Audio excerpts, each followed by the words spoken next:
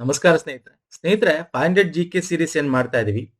Upcoming KA related exams ಗಳಿಗೆ ಸಂಬಂಧಪಟ್ಟಂತೆ group 3 group C exams ಗೆ ಇವತ್ತು ಎನ್ವೈರನ್ಮೆಂಟಲ್ ಸೈನ್ಸ್ ಬಗ್ಗೆ ಕರೆಂಟ್ ಅಫೇರ್ ಬೇಸ್ ಕ್ವಶನ್ ತಗೊಂಡಿದ್ದೀನಿ. ತುಂಬಾ ಇಂಪಾರ್ಟೆಂಟ್ ರಿಪೋರ್ಟ್ಸ್ ಗಳು ಇರ್ತವೆ. ನೋಡಿ, ರಿಪೋರ್ಟ್ಸ್ ಗಳಾಗಿರ್ಬೋದು. ಇತ್ತೀಚೆಗೆ ನಿಮ್ಗೆ HKದು ಎಕ್ಸಾಮ್ ಆಯ್ತು 708 ಅಲ್ವಾ.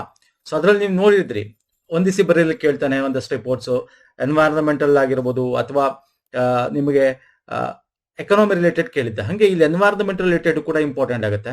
ಈ ಒಂದು ಮುಖ್ಯವಾದ ಮೋಸ್ಟ್ ಇಂಪಾರ್ಟೆಂಟ್ ಕರೆಂಟ್ ಅಫೇರ್ಸ್ ನ ಈ ಒಂದು ವಿಡಿಯೋದಲ್ಲಿ ಕವರ್ ಮಾಡ್ತಾ ಹೋಗ್ತೇನೆ. ಓಕೆ, ನಾವು ಮಾಡಿರ್ತಕ್ಕಂಥ previous video current plus affairs plus static GK ಎಲ್ಲ ಈ ಒಂದು ಹೊಸ KA 500 GK series play list ಅಲ್ಲಿ ಸಿಗುತ್ತೆ. ಪೇಪರ್ 2 ಗೆ ಸಪರೇಟ್ ಪ್ಲೇ ಲಿಸ್ಟ್ ಇದೆ. ಎಲ್ಲ ಲಿಂಕ್ ಕೂಡ ಇದೇ ವಿಡಿಯೋದ ಕೆಳಗೆ ಡಿಸ್ಕ್ರಿಪ್ಷನ್ ಬಾಕ್ಸ್ ಅಲ್ಲಿ ಇದೆ ಸ್ನೇಹಿತರೆ. ಹಾಗೆ ನಮ್ಮ ಟೆಲಿಗ್ರಾಮ್, ಇನ್ಸ್ಟಾಗ್ರಾಮ್ ಫಾಲೋ ಮಾಡೋಲ್ಲ ಮಾಡ್ಕೊಳ್ಳಿ. ಅದರ ಲಿಂಕ್ ಕೂಡ ಇದೇ ವಿಡಿಯೋದ ಕೆಳಗೆ ಡಿಸ್ಕ್ರಿಪ್ಷನ್ ಬಾಕ್ಸ್ ಇದೆ. ಅಥವಾ ಪುನೀತ್ ಫೋರಮ್ ಸರ್ಚ್ ಮಾಡಿ ರೀತಿ ಸಿಂಬಲ್ ಸಿಗುತ್ತೆ, ತಾವು ಜಾಯ್ನ್ ಆಗ್ಬೋದು. ಸೊ ಬನ್ನಿ, ನಾನು ತಡ ಮಾಡಲ್ಲ, ಹಾಗಾದ್ರೆ ಡೈರೆಕ್ಟ್ ಆಗಿ ಕ್ವಶನ್ಸ್ಗೆ ತಗೊಂತೀನಿ. ಸ್ಟಾರ್ಟ್ ಮಾಡೋಣ.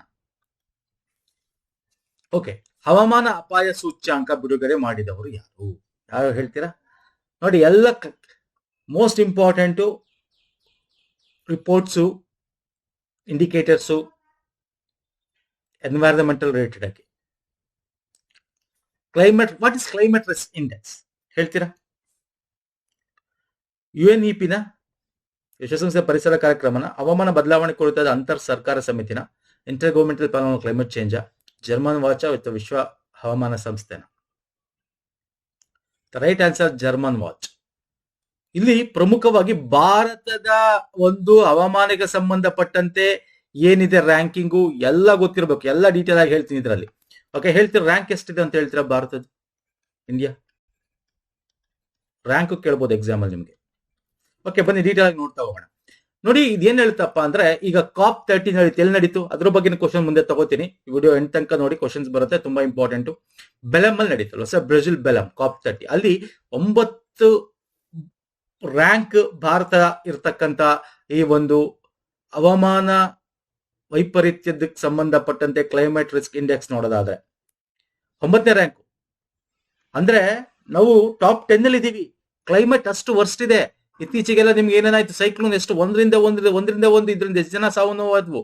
ಸೊ ಈ ತರ ನೋಡಿದ್ರೆ 1995 ಈಚೆಗೆ ಹವಾಮಾನ ವೈಪರೀತ್ಯದಿಂದ 8.3 ಲಕ್ಷಕ್ಕೂ ಹೆಚ್ಚು ಜನ ಸಾವನ್ನಪ್ಪಿದ್ದಾರೆ. ಇದು ಏನ್ ಹೇಳ್ತಪ್ಪ ಕ್ಲೈಮೇಟ್ ರಿಸ್ಕ್ ಇಂಡೆಕ್ಸ್ ಅಂತಂದ್ರೆ, ಈ ಹವಾಮಾನ ಬದಲಾವಣೆ ಎನ್ವೈರನ್ಮೆಂಟಲ್ ಇಂದ ಏನು ಎಫೆಕ್ಟ್ಸ್ ಇಂದ ಹ್ಯೂಮನ್ ಮತ್ತೆ ಎಕಾನಮಿ, ಮಾನವ ಮತ್ತು ಆರ್ಥಿಕತೆಗೆ ಏನ್ ಇಂಪ್ಯಾಕ್ಟ್ ಆಗುತ್ತೆ ಈ ಎಕ್ಸ್ಟ್ರೀಮ್ ವೆದರ್ ಈವೆಂಟ್ಸ್ ಇಂದ ಅನ್ನೋದು ಇದ್ರ ಹೇಳ್ತಾ ಹೋಗುತ್ತೆ. ಇದ್ರಲ್ಲಿ 6 ಇಂಡಿಕೇಟರ್, 6 ಇಂಡಿಕೇಟರ್ಸ್ ಇಲ್ಲಿ ನೋಡಿ. 6 ಇಂಡಿಕೇಟರ್ಸ್ ಯಾವ್ದಾದ್ರು? Fertilities, economic losses and number of people affected and climate related disaster. ನಾನು ಮುಂದೆ ಕೊಡ್ತೀನಿ ಅದನ್ನ ಲಿಸ್ಟ್ ನ. ಇದರಲ್ಲಿ ಭಾರತ 9ನೇ ರ್ಯಾಂಕ್ ಇದೆ. ಅಂದ್ರೆ ಅಷ್ಟು ಎಫೆಕ್ಟ್ ಇದೆ ಅಂತ. ಮೊದಲನೇ ಡೊಮಿನಿಕಾ ಇದೆ, ಮಯನ್ಮಾರ್ ಇದೆ, ಹೊಂಡೂರಸ್ ಇದೆ, ಲಿಬಿಯಾ, ಹಾಟಿ. ಓಕೆ, ನೆಕ್ಸ್ಟ್ ಭಾರತ 9 ಇದೆ. 10 ಬಹಾಮಾಸ್. ಟಾಪ್ 10 ಒಳಗೆ ನಾವು ಬರ್ತೀವಿ. ಓಕೆ, ವರ್ಸ್ಟ್ ಟಾಪ್ 10 ಅಲ್ಲಿ ನೋಡಿದರೆ ಡೊಮಿನಿಕಾ, ಮಯನ್ಮಾರ್, ಹೊಂಡೂರಸ್ ಇವೆಲ್ಲ ಇದೆ. ಭಾರತದಲ್ಲಿ 2024ರ ಈ ಇದ್ರಲ್ಲಿ ನಾವು 15ನೇ ಸ್ಥಾನದಲ್ಲಿದ್ದೀವಿ ನೋಡಿ. ಲಾಸ್ಟ್ ಇಯರ್ಗೂ ಈ ಇಯರ್ಗೂ ಬೇಕಾದ್ರೆ ಎಕ್ಸಾಮ್ ಅಲ್ಲಿ ಈ ಒಂದು ಪ್ರಶ್ನೆ ಹಾಕ್ಬೋದು ನಿಮ್ಗೆ. ಈ ಒಂದು CC okay climate risk index 2024 ಹೋಲ್ಸ್ಕೊಂಡ್ರೆ 25 Bharat improve ಆಗಿದ್ಯಾ, ಡಿಕ್ರೀಸ್ ಆಗಿದ್ಯಾ ಅಂತ ಕೇಳಬಹುದು. ಡಿಕ್ರೀಸ್ ಆಗಿದೆ. ಯಾಕಂದ್ರೆ 15ನೇ ಸ್ಥಾನ ಅಂದ್ರೆ ಓಕೆ, ತುಂಬಾ ಹಿಂದೆ ಇದ್ವಿ. ಈಗ 9ನೇ ಸ್ಥಾನ ಅಂದ್ರೆ ವಿ ಆರ್ ಡಿಕ್ರೀಸ್ಡ್ ಅಂದ್ರೆ ಎಫೆಕ್ಟ್ ಜಾಸ್ತಿ ಆಗುತ್ತೆ. ಅರ್ಥ ಆಗ್ತಿಲ್ಲ? ಇಂಥ ಪಾಯಿಂಟ್ಸ್ ಗಳನ್ನ ಎಕ್ಸಾಮ್ ಅಲ್ಲಿ ಕೇಳ್ತಾನೆ. ಓಕೆ, ಸಾವು ನೋವಾಗಿದೆ, ಇವೆಲ್ಲ ನೋಡ್ಕೊಳ್ಳಿ. ಯಾರು ಬಿಡುಗಡೆ ಮಾಡ್ತಾರೆ ನೋಡ್ಕೊಳ್ಳಿ. This is very important. Next ಬರ್ತೇನೆ. ಹೊರಸೂಸುವಿಕೆ ಅಂತರ ವರದಿಯನ್ನು ಬಿಡುಗಡೆ ಮಾಡಿದ್ದಾರೆ ಯಾರು? Emission gap report. Very important. Once again ಹೇಳ್ತೀರಾ? ಎಮಿಷನ್ ಗ್ಯಾಪ್ ರಿಪೋರ್ಟ್ ಅಂದ್ರೆ ಏನು ಸರ್? ನಾವೇನು ಎಮಿಷನ್ ಅಂದ್ರೆ ಕಾರ್ಬನ್ ಎಮಿಷನ್ ಕಮ್ಮಿ ಮಾಡಬೇಕಾಗಿತ್ತು. ಸುಸ್ಥಿರ ಡೆವಲಪ್ಮೆಂಟ್ ಏನಿದೆ ನಮ್ದು ಅಚೀವ್ ಮಾಡಬೇಕಾಗಿತ್ತು ಗೋಲ್ಸ್. ಇವಾಗ ಎಷ್ಟಿದಿವೆ? ಆ ಒಂದು ಗ್ಯಾಪ್ ಇದೆಯಲ್ಲ, ಈಗ ಎಷ್ಟು ನಾವು ಅಚೀವ್ ಮಾಡಬೇಕಾಗಿತ್ತು ನಿಮ್ಗೆ ಗೊತ್ತಿಲ್ಲ. Paris agreement 1.5 degree centigrade pre industrial level ಹೋಗ್ಬೇಕು. ಇವಾಗ ನಾವ್ ಎಷ್ಟಿದೀವಿ, ಅದರ ಟಾರ್ಗೆಟ್ ಏನು, ಮತ್ತೆ ಈಗ ಎಷ್ಟು ಗ್ಯಾಪ್ ಇದೆ, ಇದನ್ನ ಹೇಳ್ತಕ್ಕಂಥದ್ದೇ ಎಮಿಷನ್ ಗ್ಯಾಪ್ ರಿಪೋರ್ಟ್. ಇದನ್ನ ವಿಶ್ವಸಂಸ್ಥೆ ಪರಿಸರ ಕಾರ್ಯಕ್ರಮ ಬಿಡುಗಡೆ ಮಾಡುತ್ತೆ ಅಲ್ವಾ ಸರ್? UNEP ಬಿಡುಗಡೆ ಮಾಡುತ್ತೆ. Very important. ಆಯ್ತಾ? ನಡೀತಾನೆ ಹೇಳಿದ ಹವಾಮಾನ ಗುರಿಯನ್ನು ಪೂರೈಸಲು ಅಗತ್ಯ ಇರುವ ಮಟ್ಟದ ನಡುವಿನ ಅಸಮಾನತೆ ಗ್ಯಾಪ್ ನ ಮೌಲ್ಯಮಾಪನ ಮಾಡೋದು ಇದು ವಾರ್ಷಿಕವಾಗಿ ಇದು ಬಿಡುಗಡೆ ಮಾಡುತ್ತೆ. ಈಗ ನಾವು ನೋಡೋದಾದ್ರೆ 2.3 to 2 ಡಿಗ್ರಿ ಸೆಂಟಿಗ್ರೇಡ್ ಇದನ್ನ ಈ ಒಂದು ಡಿಕೇಡ್ ಅಥವಾ ಈ ಒಂದು ಸೆಂಚುರಿ ಡಿಕೇಡ್ ಅಲ್ಲಿ ನಾವು ಈ ಮ್ಯಾಕ್ಸಿಮಮ್ ಒಂದು ಇಷ್ಟೇ ಅಚೀವ್ ಮಾಡಕ್ಕಾಗೋದು ಅಂತ ಹೇಳ್ತಾ ಇದೆ ಈ ರಿಪೋರ್ಟ್ ಅಲ್ಲಿ. ಅಟ್ ಪ್ರೆಸೆಂಟ್ ನಾವು ನೋಡೋದಾದ್ರೆ ಪ್ರತಿ ಒಂದು ದೇಶಗಳು ನ್ಯಾಷನಲಿ ಡಿಟರ್ಮೈನ್ಡ್ ಕಾಂಟ್ರಿಬ್ಯೂಷನ್ ಗಳನ್ನ ಸಬ್ಮಿಟ್ ಮಾಡಬೇಕು.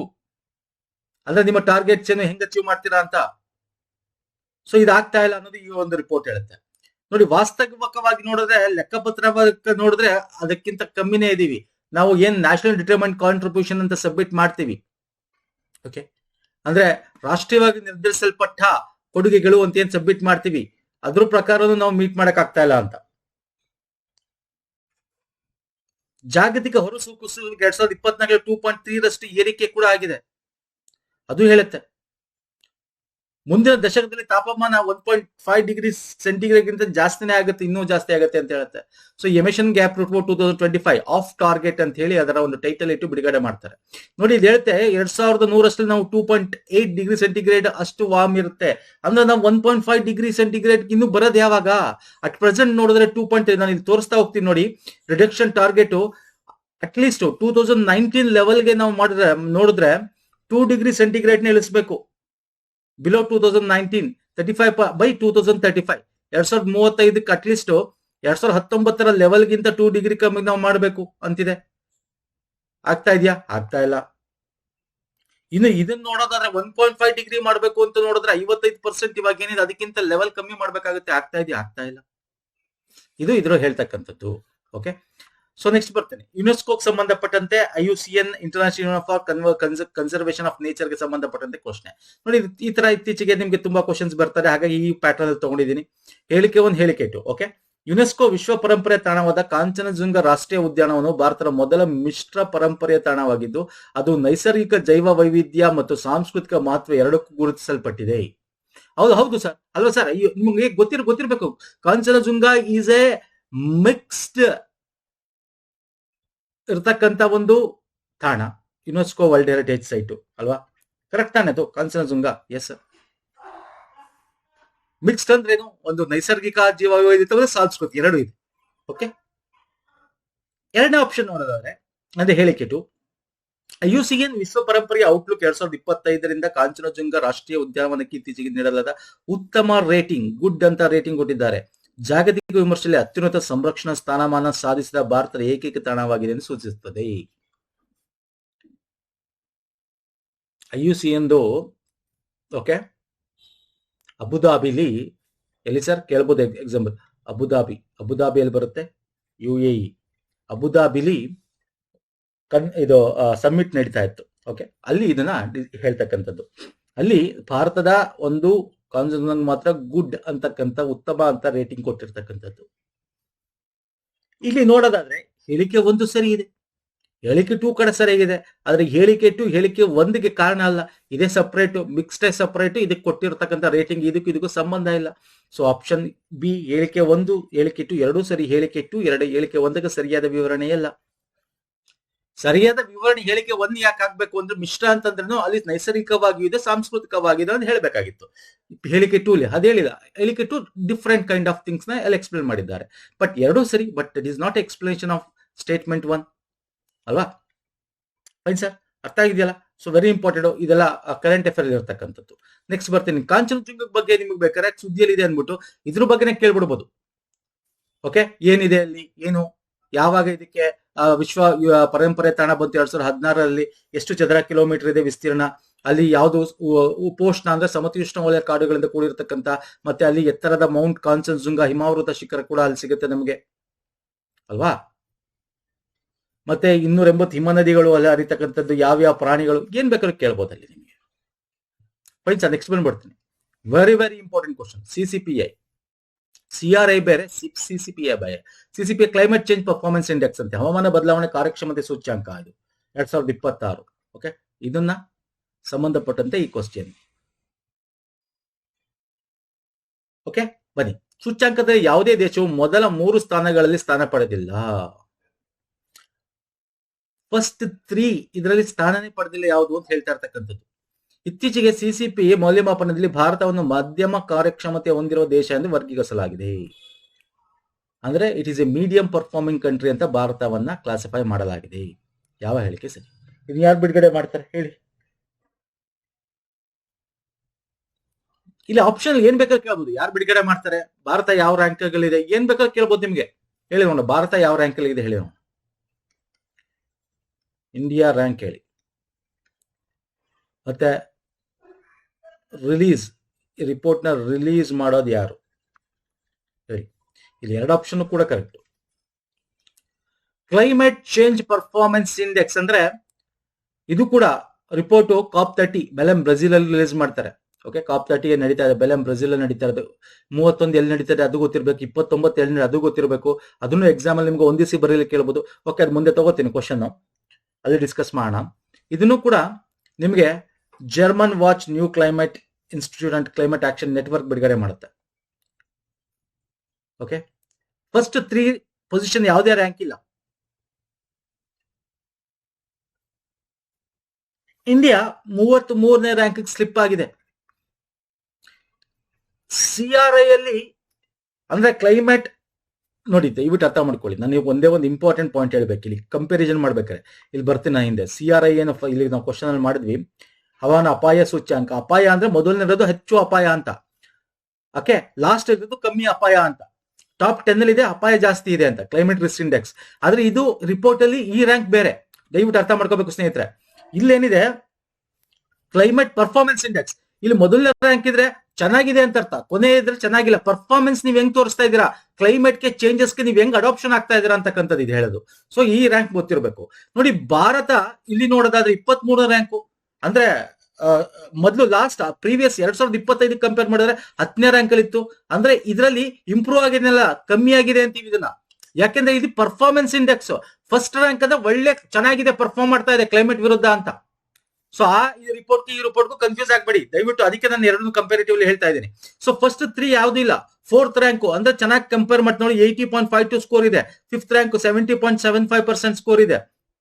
6th ಭಾರತ 23, ಮೊದಲು 10ನೇ ರ್ಯಾಂಕ್ ಇತ್ತು ಅಂದ್ರೆ ಒಳ್ಳೆ ಪರ್ಫಾರ್ಮ್ ಮಾಡ್ತಾ ಇತ್ತು 2000. ಈಗ ಇನ್ನೂ ಕಮ್ಮಿ ಆಗ್ಬಿಟ್ಟಿದೆ. ಈ ಒಂದು 2026 ಒಂದು ರಿಪೋರ್ಟ್ 23ನೇ ಸ್ಥಾನಕ್ಕೆ ಬಂದ್ಬಿಟ್ಟಿದೆ, ಮೀಡಿಯಂ ಪರ್ಫಾರ್ಮರ್ ಬಂದ್ಬಿಟ್ಟಿದ್ದೀವಿ. I will show you bottom ನೋಡ್ಕೊಳ್ಳಿ ಯಾವ್ದಿದೆ ಅಂತ ರ್ಯಾಂಕ್ ನೋಡಿದ್ರ. ಸೊ ಅದಕ್ಕೂ ಇದಕ್ಕೂ ರ್ಯಾಂಕಿಂಗ್ ಡಿಫ್ರೆನ್ಸ್, ದಯವಿಟ್ಟು ಅದನ್ನ ಅರ್ಥ ಮಾಡ್ಕೊಳ್ಳಿ. ಯಾಕಂದ್ರೆ ನಾನು ಏಕೆ ಹೇಳ್ತಾ ಇದ್ದೀನಿ ಅಂದ್ರೆ ನಿಮ್ಗೆ ಆಪ್ಷನ್ ಅಲ್ಲಿ ಕೊಟ್ಬಿಡ್ತಾನೆ. ಈಗ CCPI climate change performance index previous year ಹೋಲಿಸ್ಕೊಂಡ್ರೆ ಭಾರತ ರ್ಯಾಂಕ್ ಅಲ್ಲಿ ಇಂಪ್ರೂವ್ ಆಗಿದೆಯಾ, ಇಲ್ಲ ಡಿಕ್ರೀಸ್ ಆಗಿದೆ. ಪ್ರೀವಿಯಸ್ ಎಷ್ಟಿತ್ತು 10 ಇತ್ತು, ಈಗ ಎಷ್ಟಿದೆ 23 ಇದೆ. ಇದು ಡಿಕ್ರೀಸ್ ಅಂತ ಕರಿತೀವಿ. ಯಾಕೆ ಕರಿತೀವಿ ಅಂದ್ರೆ ಇದು ಪರ್ಫಾರ್ಮೆನ್ಸ್ ಅಂದ್ರೆ ಜಾಸ್ತಿ ರ್ಯಾಂಕ್ ಇದ್ರೆ ಫಸ್ಟ್ ರ್ಯಾಂಕ್, ಅದರಲ್ಲಿ ಜಾಸ್ತಿ ರ್ಯಾಂಕ್ ಇದ್ರೆ ಅಂದ್ರೆ 1ನೇ ರ್ಯಾಂಕ್ ಇದ್ರೆ ಕಮ್ಮಿ ಅಂತ ಅರ್ಥ.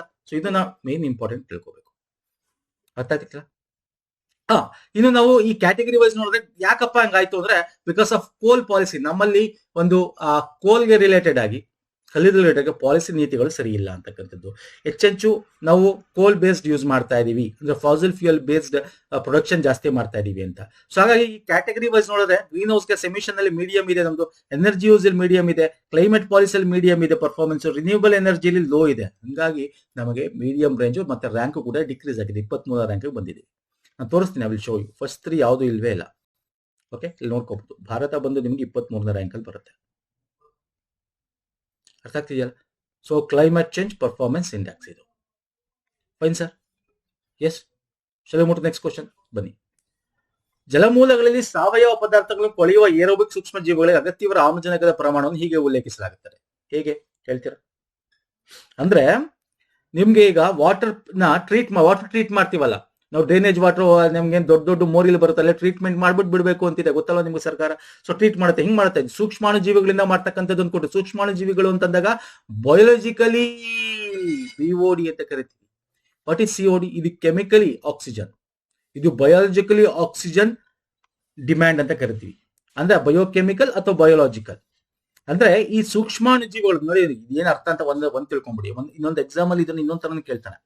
ಈಗ ಒಂದು ವಾಟರ್ ಅಲ್ಲಿ ಓಕೆ, ವಾಟರ್ ಇದೆ, ಅದರಲ್ಲಿ BOD ಲೆವೆಲ್ ಜಾಸ್ತಿ ಇದೆ ಅಂದ್ರೆ, ಲೆವೆಲ್ ಜಾಸ್ತಿ ಅಂದ್ರೆ ಏನ್ ಅರ್ಥ? ಅಥವಾ BOD ಬಯೋಲಾಜಿಕಲಿ ವಾಟರ್ ಒಂದು ಆಕ್ಸಿಜನ್, ಬಯೋಲಾಜಿಕಲಿ ಆಕ್ಸಿಜನ್ ಡಿಮ್ಯಾಂಡ್ ಕಮ್ಮಿ ಇದೆ ಅಂದ್ರೆ ಏನರ್ಥ? ಜಾಸ್ತಿ ಇದೆ ಅಂತಂದ್ರೆ ಏನರ್ಥ? ಕಮ್ಮಿ. ಇದನ್ನ ಕೇಳ್ತಾನೆ ಇಂಡಿಕೇಟರ್ ಅದು.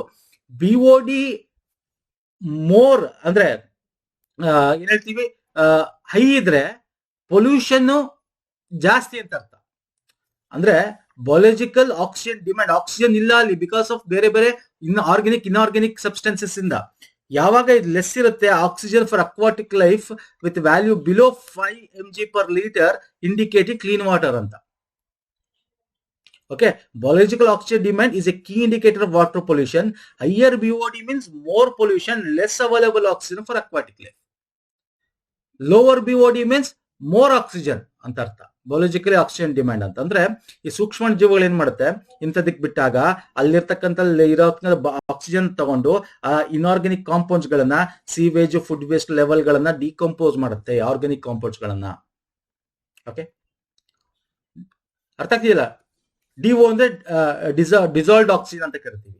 ಇದೆಲ್ಲ ಬೇಕಾಗಿಲ್ಲ. CO ಅಂದ್ರೆ ಕೆಮಿಕಲ್ ಆಕ್ಸಿಜನ್ ಡಿಮ್ಯಾಂಡ್ ಅಂತ ಕರಿತೀವಿ. ಅಂದ್ರೆ ಅಲ್ಲಿ ಏನು ಅಂತಂದ್ರೆ ಕೆಮಿಕಲ್ ಹಾಕಿ ಆಕ್ಸಿಜನ್ ಯೂಸ್ ಮಾಡ್ಕೊಂಡು ಆ ಕೆಮಿಕಲ್ ಆಕ್ಸಿಜನ್ ಏನೋ ರಿಯಾಕ್ಷನ್ ಆಗಿ ನಮ್ಗೆ ಕ್ಲೀನ್ ಮಾಡ್ತಕ್ಕಂಥ ಕೆಮಿಕಲಿ ಆಕ್ಸಿಜನ್ ಡಿಮ್ಯಾಂಡ್. ಇದು B ಅಂದ್ರೆ ಸೂಕ್ಷ್ಮಾಣುಜೀವಿ, ಬಯೋಲಾಜಿಕಲ್ ಆಕ್ಸಿಜನ್ ಡಿಮ್ಯಾಂಡ್ ಅಂತ ಕರಿತೀವಿ.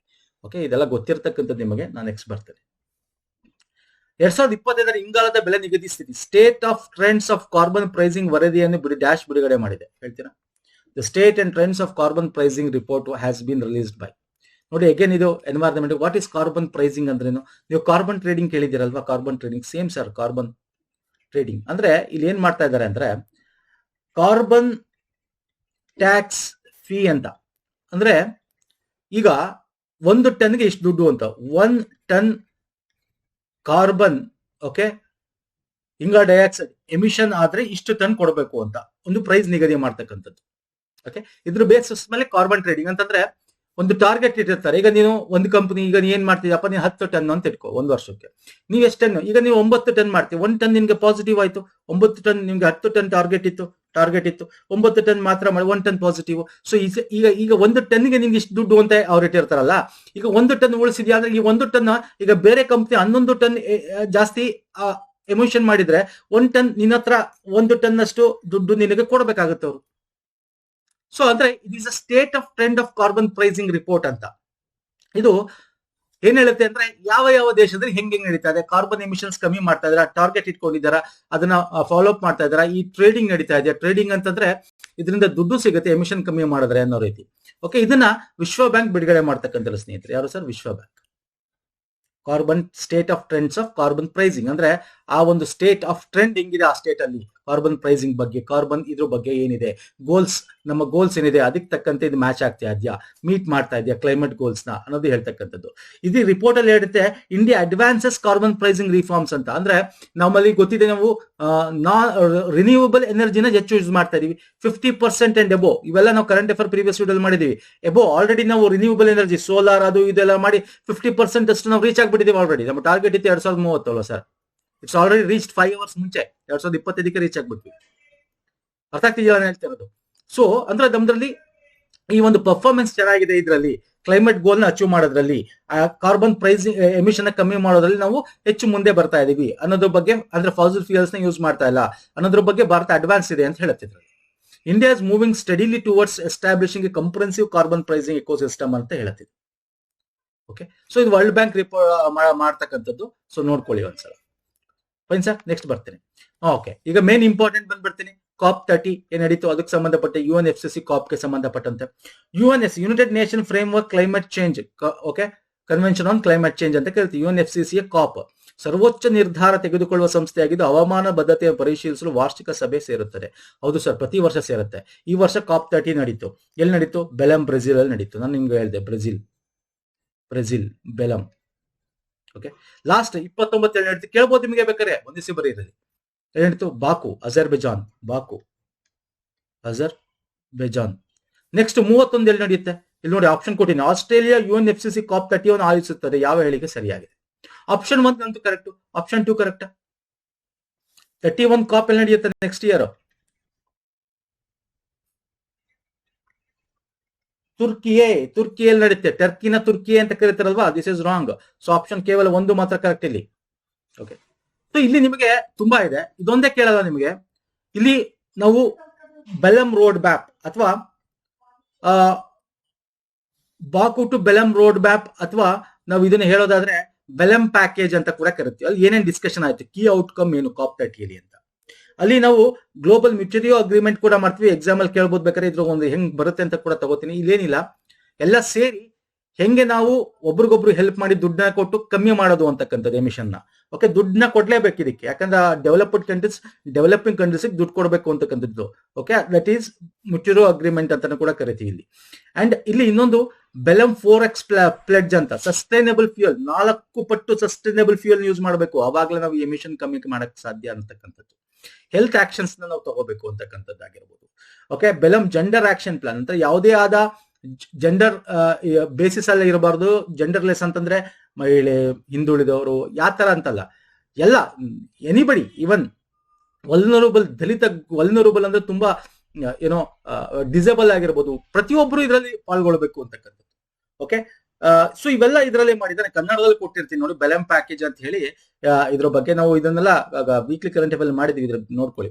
ಮ್ಯೂಚುರಿಯೋ ಒಪ್ಪಂದ, ಇಲ್ಲಿ ಗ್ಲೋಬಲ್ ಮ್ಯೂಚುರಿಯೋ ಪ್ಲಾಟ್ಫಾರ್ಮ್ ನ ತಯಾರಿ ಮಾಡ್ತಾರೆ. ಅಂತಂದ್ರೆ ಅಭಿವೃದ್ಧಿಶೀಲ ರಾಷ್ಟ್ರಗಳಿಗೆ, ಅಭಿವೃದ್ಧಿ ಹೊಂದಿದ ರಾಷ್ಟ್ರಗಳು ರಾಜಿ ಮಾಡಬೇಕು, ದುಡ್ಡು ಕೊಡಬೇಕು, ವಿತರಣೆ ಮಾಡಬೇಕು. ಇದು ಅದನ್ನ ಟ್ರ್ಯಾಕ್ ಮಾಡ್ತಕ್ಕಂಥದ್ದು.